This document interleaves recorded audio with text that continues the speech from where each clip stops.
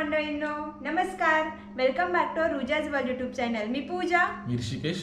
तर आम्ही आपल्यासाठी घेऊन आलो आहोत मोस्ट रिक्वेस्टेड ब्लॉग, अर्थातच 12 ज्योतिर्लिंग बाईक रोड ट्रिप दर्शन डिटेल्स. चला तर मग करूयात आपल्या 12 ज्योतिर्लिंगांची जर्नी आणि सुरुवात करूयात प्लॅनिंग पासून. तर ऋषी, आपण ही रोड ट्रिप कधी प्लॅन करू शकतो? जसे की ही ट्रिप आपण सुरुवात केली होती जून ते जुलै दरम्यान, आणि हा टाइम पिरियड असा आहे की यामध्ये जास्त ऊन पण नसतं आणि जास्त पाऊस पण नसतो. तर आम्ही तुम्हाला सजेस्ट करू की ही ट्रिप तुम्ही मे टू जुलैच्या दरम्यान सुरू करा, जेणेकरून तुमची ही ट्रिप ऑगस्ट पर्यंत संपेल. तर पुढचा प्रश्न असा आहे, साधारणतः किती दिवसांमध्ये आपण ही रोड ट्रिप पूर्ण करू शकतो? जसं की आपण ही ट्रिप ॲज अ कपल 46 दिवसात पूर्ण केली होती. पण जर समजा तुम्ही लाईक मंत्रानुसार करताय किंवा स्टेट वाईज करताय किंवा जे जवळचे तुमची ज्योतिर्लिंग आहे हे तुम्ही पहिले कंप्लीट जर करताय, तर त्यानुसार तुमच्या किती डिस्टन्स होतं आहे हे तुम्ही एकदा कॅल्क्युलेट करा. त्यानुसार तुमचे डेज एक तुम्ही फिक्स करा की तुम्ही पर डे किती किलोमीटर कव्हर करू शकता, आणि त्यानुसार तुमचे प्लॅनिंगमध्ये 5 ते 10 दिवस तुम्ही एक्स्ट्रा असू द्या, जेणेकरून तुमच्या बाईकचा प्रॉब्लेम होतोय, प्लस तुम्हाला सर्व्हिसिंग पण करायची बाईकची, प्लस तुम्हाला तुमच्या हेल्थची पण केअर करायची, कारण की तुम्ही स्टेट चेंज होत जाता, ज्याच्यात तुमचं फूड पण चेंज होतं आणि खूप सारे आपले हेल्थला प्रॉब्लेम येतात. तर तुम्ही ह्या टाईपने एक साधारणतः 50 ते 60 दिवसाचं तुम्ही प्लॅनिंग करा, जेणेकरून तुमची ट्रिप ही सुखकर होईल. तर पूजा, तू सर्वांना सांग की आपण या ट्रिपमध्ये कुठल्या गोष्टी सोबत कॅरी करू शकतो. तर या सर्वांचा डिटेल ब्लॉग आम्ही आपल्या यूट्यूब चॅनलवर ऑलरेडी अपलोड केलेला आहे.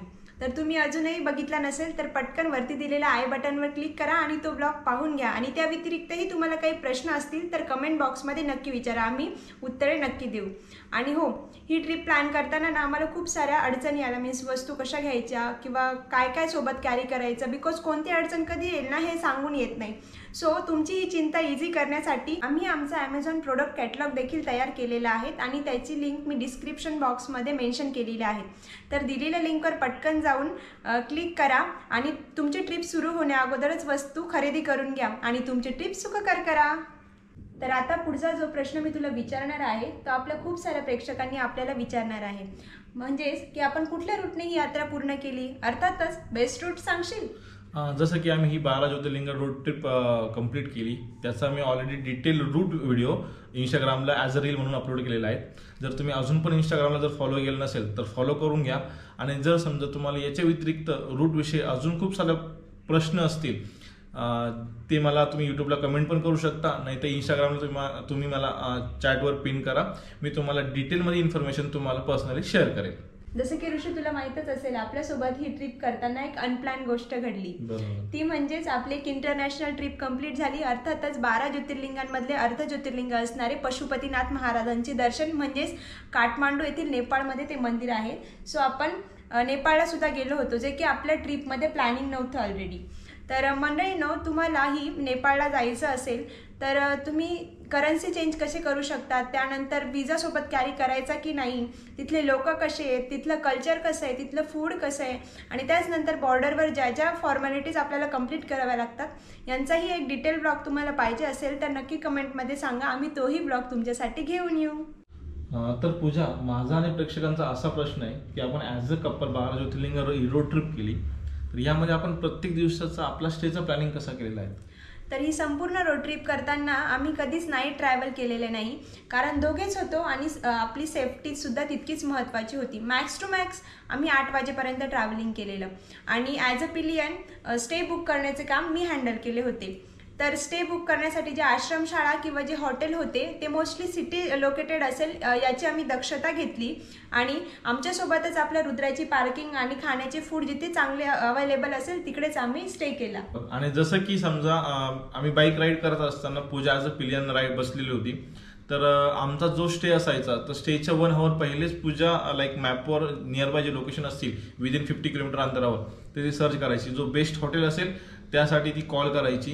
कॉल करून इन्फॉर्मेशन पूर्ण घ्यायची डिटेलमध्ये की सिक्युअर आहे, फूड चांगलं आहे काय, त्या डिटेल्स, आणि मग आम्ही तो स्टे ऑनलाईन बुक करून घ्यायचो आणि डायरेक्टली आम्ही रुद्रा डायरेक्ट हॉटेलला घेऊन जायचो, जेणेकरून आपली रुद्राची पण काही सोय झाली नाही. आपण मागं पुढं पण एवढं वजन कॅरी करत होतो, तर तो पण आम्हाला एवढा प्रॉब्लेम आम्ही फेस नाही केला, आणि आमचा ह्या ट्रिपमध्ये खूप सारा टायमिंग सेव्ह पण झालेला आहे. बरोबर, अगदी बरोबर.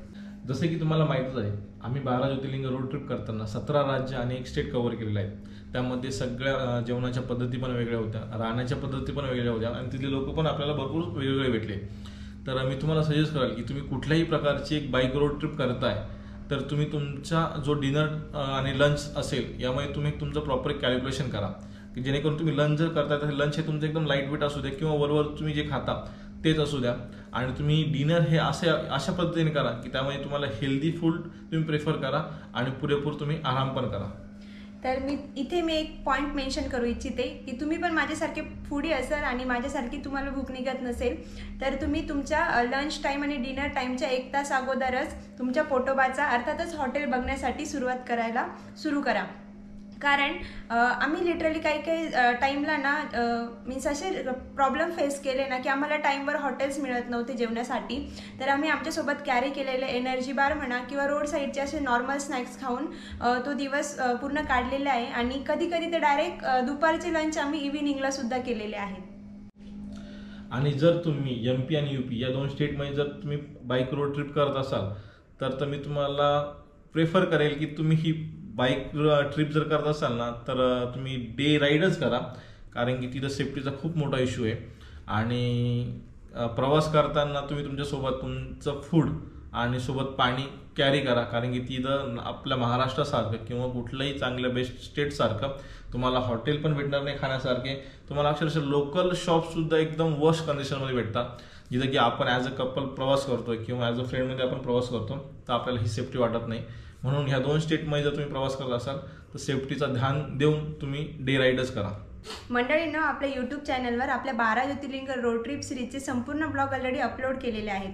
तर ज्यांनी अगोदर बघितले त्यांचे खूप खूप आभार. आणि ज्यांनी अजूनही पाहिले नसतील तर पटकन जाऊन आपल्या यूट्यूब चॅनलवर ते संपूर्ण ब्लॉग पाहून घ्या. आणि आवडल्यास लाईक, कमेंट, शेअर आणि सबस्क्राईब करायला विसरू नका. तर मंडळींनो, आम्ही ही राईड करताना जे प्रॉब्लेम फेस केले होते ते प्रॉब्लेम तुम्हाला येऊ नये त्याबद्दल आम्ही तुम्हाला थोडक्यात त्याबद्दल माहिती देतो.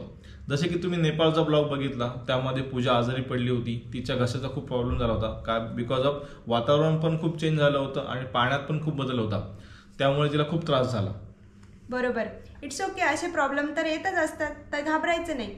तर अशा वेळेस तुम्ही तुमच्या डॉक्टरांनी ऑलरेडी जे सजेस्ट केलेलं मेडिकल किट असतं ते कॅरी केलेलेच असतं. तर त्याच्यामधल्या त्या डॉक्टर प्रिस्क्रिप्टेड टॅबलेट्स घ्यायच्या.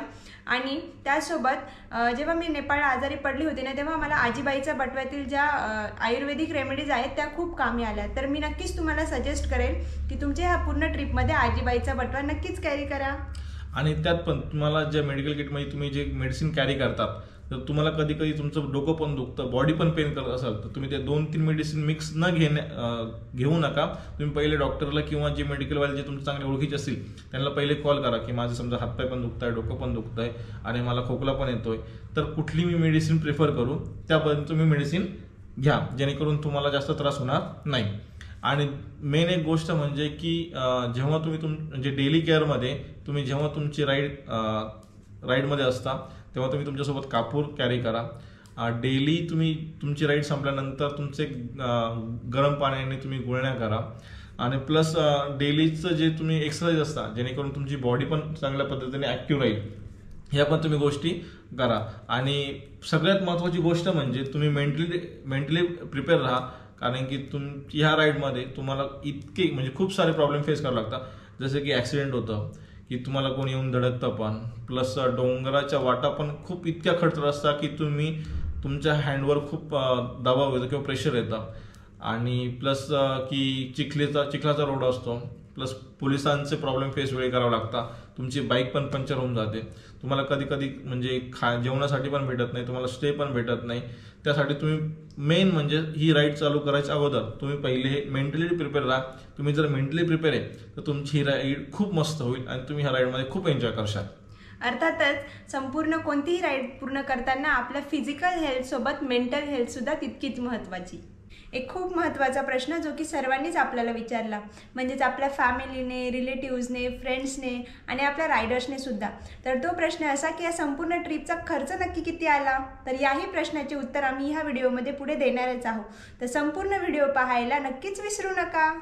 तर मग पूजा हे तर आपण नंतर सांगणारच आहोत, पण त्याच्यापेक्षा सगळ्यात महत्त्वाचा प्रश्न जो महिला वर्गाने विचारलेला आहे की आपण 12 ज्योतिर्लिंग केले आणि प्रत्येक ज्योतिर्लिंगामध्ये तू नवीन साडी परिधान केलेली आहे.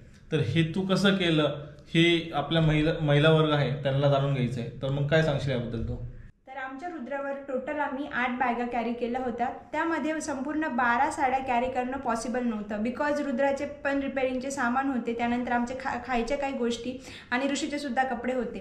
तर मग आम्ही प्लॅनिंग करतानाच मी असं ठरवलं होतं की दर्शन घेताना महाराष्ट्रीयनच पोशाख परिधान करायचा, म्हणजे साडी घालूनच सर्व ज्योतिर्लिंगांचे दर्शन घ्यायचे काय. आणि हे खूप म्हणजे जेव्हा आम्ही ज्योतिर्लिंगांचे दर्शन घ्यायला गेलो तेव्हा तिथले लोक विचारायचे ना महाराष्ट्रातूनच का, तर तेव्हा खूप भारी वाटायचं की साडी ही आपली भारतीय संस्कृतीची ओळख आहे.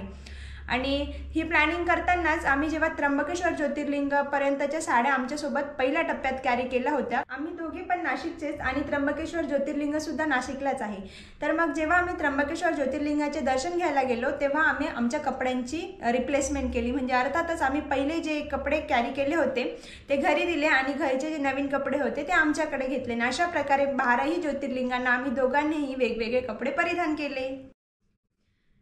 तर या कपड्यांच्याच प्रश्नाबरोबर माझ्या काही मैत्रिणींनी अजून एक मोस्टली विचारलेला प्रश्न तो म्हणजे की मंथली पिरियडिक सायकलचे तू कसे केले. तर देवाच्या कृपेने जेव्हा आमचा 5 ते 6 दिवसांचा प्रवासाचा टप्पा होता, मीन्स एका ज्योतिर्लिंगापासून दुसऱ्या ज्योतिर्लिंगाला जाण्यासाठी 5 ते 6 दिवस आम्ही प्रवास केला, त्याच दरम्यान माझी सायकल कंप्लीट झाली. सो मग कुठेही दर्शनाला अडचण आली नाही, थँक्स टू गॉड. तर मग पूजा, पुढचा प्रश्न आपला असा आहे की आपल्या प्रेक्षकांपैकी भरपूर सारे प्रेक्षक असे की ते जॉब करता, तर त्यांनी असं विचारलं की तुम्ही एवढ्या जवळपास 50 ते 60 दिवसाच्या सुट्ट्या कशा मॅनेज केल्या आणि तुम्हाला कंपनीकडून एवढ्या सुट्ट्या भेटल्या कशा काय, तर याबद्दल तू काय सांगशील? तर मी माझ्या सुट्ट्यांचं म्हणायला गेलं तर खरं तर सुट्ट्या मिळणं खरंच खूप अवघड होते, कारण एवढ्या 45 to 50 डेजचे लिव्ज एका मीन्स असे फिरायला जाण्याच्या रिझनने अप्रूव्ह करणं हे मॅनेजरसाठी किंवा HR साठी पॉसिबल नव्हतं. परंतु ट्रीप खरं तर सांगायला गेलं तर ट्रीपच्या 15 दिवस अगोदर सुद्धा माझ्या सुट्ट्या अप्रूव्ह झालेल्या नव्हत्या. परंतु मे बी भोलेबाबाची इच्छा असेल की आम्ही दोघांनी ही ट्रीप सोबत करावी, म्हणून ट्रीपच्या 8 दिवस अगोदर माझ्या अनपेड लिव्ज अप्रूव्ह झाल्या 45 डेजच्या. आणि ऋषीच्या सुट्ट्यांबद्दल तोच तुम्हाला सांगेल. आणि माझ्या सुट्ट्यांबद्दल तर जवळपास मी हा प्लॅन केला होता 6 महिने पहिलेच आमचं थोडंसं प्लॅनिंगमध्ये चालू होता. तर मी पहिलेच माझ्या बॉसला इन्फॉर्म करून दिलं होतं की मी अशा सुट्ट्या प्लॅन करणार आहे. तर त्यांचं पण त्या टायमाला नाही हा गरज आहे का, म्हणजे भरपूर सारं नाही का मला थोडंसं कन्व्हिन्स करायचा प्रयत्न करत होते की नको करू बा, तू सध्या पैशाकडे किंवा तू जॉबकडे लक्ष दे, हे नंतर तू गोष्टी करवं असं. पण मी त्या टायमाला ठरवलं होतं की नाही मला करायची ती ही ट्रिप करायची आहे आणि मला पूर्णच करायची आहे. आणि जर मला लिव्ह जरी नाही भेटली तरी मी ही एक एक्झिट करेल बा कंपनी त्यासाठी, पण मी 12 ज्योतिर्लिंगांची ट्रिप कंप्लीट करेलच. तर मग त्यानंतर विदिन 15 दिवस राहिले आम्ही डेट फिक्स केली की आम्हाला 12 जूनला निघायचं आहे. आणि आम्हाला 2-3 दिवसामध्ये म्हणजे माझं लगेच कन्फर्मेशन मला भेटलं आणि विदिन 3-4 दिवसामध्ये पूजाचा मेल पूजाला आला की तुमचे सुट्टे पण अप्रूव्ह झालेले आहे. आणि त्यानंतर मग आमचं सगळं प्लॅनिंग एकदम ऑटोमॅटिकली होत गेला. सगळं पैशाची अरेंजमेंट झाली किंवा जो प्लॅनिंग झाला आम्हाला कसं निघायचं, कधी निघायचं, कुठून सुरुवात करायची, कशी करायची, ही प्लॅनिंग आम्ही भरपूर म्हणजे ते ऑटोमॅटिकली त्या विदिन 7 ते 10 दिवसामध्ये एकदम मस्तपैकी पुढे गेली. आणि आमच्या ट्रिपला सुरुवात 12 जूनला पण एकदम सुक्कर महादेवच्या कृपेने चांगली झाली. म्हणतात ना, इच्छा असेल तर मार्ग नक्कीच दिसेल. तुम्ही सर्वजण ज्या गोष्टीची आतुरतेने वाट पाहत आहात ती गोष्ट रिव्हील करण्याची आता वेळ झालेली आहे. अर्थातच आपल्या संपूर्ण ट्रिपचे बजेट. तर संपूर्ण ट्रिपचे बजेट हे आपल्याला ऋषी सांगेल. ट्रिपचे बजेट सांगायचे म्हटले तर एवढं डिटेलमध्ये मी तुम्हाला इन्फॉर्मेशन नाही प्रोव्हाइड करू शकत. बट ही जी आम्ही ट्रिप जेव्हा सुरुवात केली होती तर ही ट्रिप आम्हाला जवळपास 17,000+ किलोमीटरची आमची कंप्लीट झाली. त्यामध्ये आम्हाला आमच्या रुद्राने जवळपास 18 ते 20-22पर्यंत ॲव्हरेज दिलेलं आहे, कारण की रुद्रा खूप लोडेड होती. आणि त्यानंतर म्हणजे एक बाईकची सर्व्हिसिंग पण आपण म्हणू शकतो आणि प्लस पेट्रोल जवळपास आम्हाला 2 ते 2.5 लाखाचा एक्सपेन्सेस तो जवळपास आलेला आहे विथ सर्व्हिसिंग आणि पेट्रोलचा खर्च. त्यानंतर स्टेचे आम्हाला 70,000 ते 80,000पर्यंत खर्च एक्सपेन्सेस झाला. फूड आम्ही 30,000 ते 40,000पर्यंत आम्हाला एक्सपेन्स झाला, कारण की आम्ही 2 टाईम फूड प्रेफर न करता 1 टाईम हेवी आम्ही फूड प्रेफर केलं आहे आणि फर्स्ट 1 टाईम आम्ही थोडं लाईट फूड प्रेफर केलेलं आहे. त्यानंतरचा आमचा अजून एक्सपेन्सेस झाला की आम्ही शॉपिंग पण केली होती बऱ्यापैकी, कारण की राईडमध्ये आम्हाला केदारनाथ पण जायचं होतं, तिकडं थंडीचा मोसम पण वेगवेगळे होते, तर आम्ही शॉपिंग पण बऱ्यापैकी केली होती. तर शॉपिंगचं पण आम्हाला जवळपास खर्च 40-50 हजार रुपये होता. आणि मग त्याच्यानंतर बाईकच्या ॲसेसरीज पण खूप साऱ्या ॲसेसरीज ज्या अशा होत्या की त्या आम्हाला नंतर राईड चेंज करावं लागल्या तर त्या पण आपण सरासरी 30-40 हजारापर्यंत आम्हाला जवळपास आलेलं आहे. आणि एक सगळ्यात महत्त्वाची गोष्ट म्हणजे की आम्ही ही राईड म्हणजे आम्ही आमच्या भक्तिभावाने करत होतो, तर आम्हाला प्रत्येक ठिकाणी जाऊन त्या ज्योतिर्लिंगाचा अभिषेक पण आम्हाला करायचा होता. आणि एक म्हणजे आम्हाला प्रॉपर जे आपण म्हणतो ना एक चांगल्या पद्धतीचं दर्शन आम्हाला करायचं होतं. त्यामुळे आम्ही प्रत्येक ठिकाणी जाऊन अभिषेक पण केला आहे आणि आम्ही आमच्यासोबत थोड्याशा देवाच्या पण काही गोष्टी कॅरी केल्या होत्या. तर आम्हाला त्यांचा पण अभिषेक करायचा होता. त्यामुळे तिथे आम्ही अभिषेकला पण कधी 2100ची पावती, कधी 1500ची पावती, या टाईपच्या आम्ही पावत्या म्हणजे ते ट्रस्टला पावत्या फाडून आम्ही अभिषेक पण केलेला आहे. तर सरासरी आमचा जवळपास या ट्रिपचा एक्सपेन्सेस 5 ते 6 लाखापर्यंत आलेला आहे विदाऊट ॲक्सेसरीज. जे आपण कॅमेरेज आणि एक्सपेन्सेस आहे ते सोडून आम्हाला 6 लाखापर्यंत खर्च आलेला आहे. तर इन शॉर्ट ही ट्रिप संपूर्ण आपल्याला 5 ते 6 लाखापर्यंत गेली. आणि सर्वात महत्त्वाचे, पैसा तर नेहमी कमवता येतो, परंतु आम्ही ज्या मेमरीज आम्हाला ज्या मेमरीज मिळाल्या, त्यानंतर जे कृपा आशीर्वाद मिळाले, सर्वांची साथ मिळाली आणि नवीन नवीन आपले यूट्यूब फॅमिली मेंबरसुद्धा जोडले गेले, ती गोष्ट आणि ते आठवडा आयुष्यभर आमच्यासोबत राहील, हे तितक्यात महत्त्वाचं. हर हर महादेव. हर हर महादेव. तर या संपूर्ण ब्लॉगमध्ये आम्ही तुम्ही विचारलेल्या ज्या प्रश्न होते त्या संपूर्ण प्रश्नांची उत्तरे देण्याचा आम्ही पूर्ण प्रयत्न केलेला आहेत. या व्यतिरिक्तही तुम्हाला अजून काही प्रश्न असतील तर नक्कीच कमेंट बॉक्समध्ये विचारा. आम्ही तेही प्रश्नांची उत्तरं तुम्हाला नक्कीच देऊ. आणि या व्यतिरिक्त तुम्हाला जर बाईक रिलेटेड काही जर क्वेश्चन जर असेल की लाईक एवढी तुम्ही लॉंग राईड करताय तर त्यामध्ये लाईक सर्व्हिसिंग कशी करायची, ऑइल कसं कॅरी करायचं, कारण की भरपूर ठिकाणी तुम्हाला ऑइल पण भेटत नाही, प्लस एअर फिल्टर झालं, म्हणजे जे पण काही प्रॉब्लेम येतील किंवा काय प्रॉब्लेम आम्ही रुद्रासोबत फेस केले, तर त्या संबंधित जर तुम्हाला डिटेल व्हिडिओ लागत जर असेल तर नक्की कमेंट करा, आम्ही तो पण व्हिडिओ घेऊन येऊया. तर थँक्यू सो मच सर्वांचे हा व्हिडिओ शेवटपर्यंत बघितल्याबद्दल. आणि हा व्हिडिओ आवडला असेल तर लाईक, कमेंट, शेअर आणि सबस्क्राईब करायला विसरू नका.